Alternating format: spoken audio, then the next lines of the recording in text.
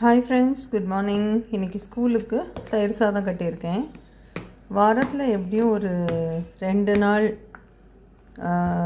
2 நாள்லேருந்து 3 நாள் இல்லை, 2 நாள் தான். 2 நாள் தயிர் சாதம் கேட்குறான். தயிர் சாதம் கட்டுறேன். அதனால் இதில் நிறைய பொமோகிரானட் போட்டிருக்கேன். 2 குட்டி பொமோகிரானட்டை வந்து ஃபுல்லாக ஓப்பன் பண்ணி சீட்ஸை எடுத்துகிட்டு அது போட்டிருக்கேன்.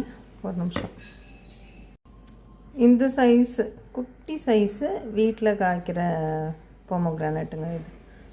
இதை தான் உதுத்து போட்டிருக்கேன். இதில் சீட்ஸ் ரொம்ப ஹார்டாக இருக்காது. தயிர் சாதத்தோடு சாப்பிட்றதுக்கு ரொம்ப நல்லாயிருக்கும். ஸோ கொஞ்சமாக உப்பு சேர்த்து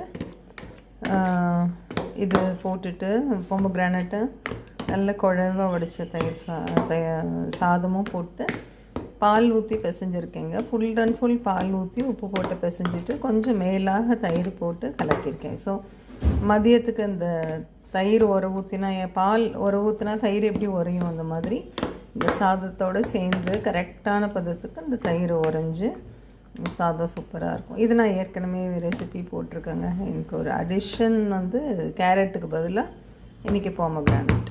லாஸ்ட்டு வீக் வந்து கேரட் கொடுத்தேன், இன்றைக்கி பொமோகிரானட் கொடுக்குறேன். அப்புறமா ஸ்நாக்ஸுக்கு மசாலா கடலை கொடுத்துருக்கேன். வீட்டில் செஞ்சது தான், நல்ல கிறிஸ்பியாக சூப்பராக இருக்கும். அது போட்டு கொடுத்துருக்கேன்.